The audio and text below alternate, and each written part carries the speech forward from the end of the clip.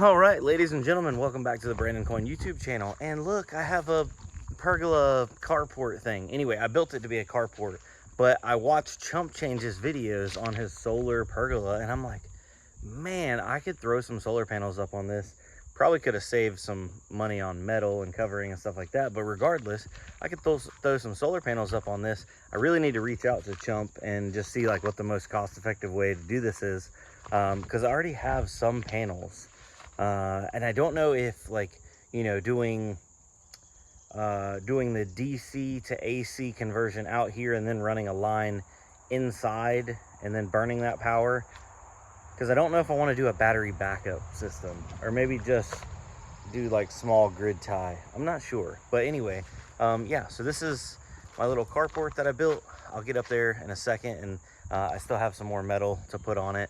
But I originally built this just to put my Mustang under. It's 8.5 feet wide, and I did it right at 20, I think it's 21 feet long. So I could definitely fit some panels on it. And actually, I was digging through my pile of junk, and I have two perfectly good panels here, and they are, let's see here, 22.8 volt. Or sorry, they're 100 watt at 18.2 volts. So I think they're both 18 volt panels. I don't remember what I was exactly using this for. I know I've tried them in different little projects and stuff.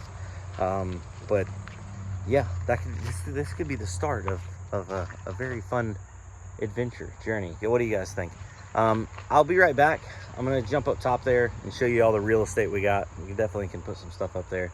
And then yeah, the possibilities are endless. All right, so this joint right here is 8 feet.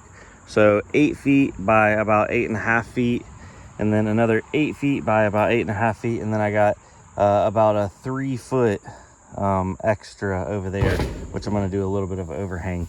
But even if I do some panels right here, the sun rises right here, right past these trees, comes all the way through here, and then sets right there on the other side. So these would be getting, I mean, 3/4 of the day, really good sunlight in this area right here. People have asked me, why don't I put it on that building? I just do not like putting stuff on top of a, you know, a domicile. I just feel like it's a bad juju. So I feel like what Chump Change did with his pergola, having it freestanding, having it outside, it's a lot easier to work on. That is the ticket. So anyway, I'm gonna do some more brainstorming, and we'll see where this video goes.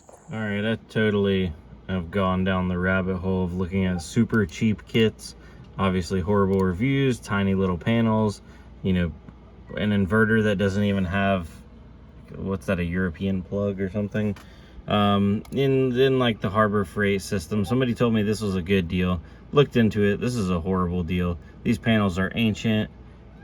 $164. They need to be paying people to take this. You know, Firestarter Deluxe, basically. Northern Tool, they're close by to me, and they seem to have a little bit better panel, but after looking into it, apparently these power inverters are not pure sine wave. So that is really bad for electronics. So yeah, now that's kind of led me to like Google, and it's like, are you spending $100 or $200, or are you spending $1,000? There's like no in between. I really don't know what to do. I don't really want to buy a battery. I want to do, I guess, grid tie. I don't know.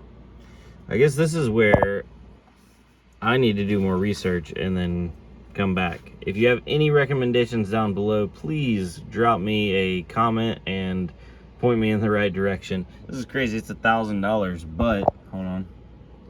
There's a $300 coupon. I've never seen that big of a coupon on Amazon. That's wild. Solar panel kit, 400 watt. I don't know.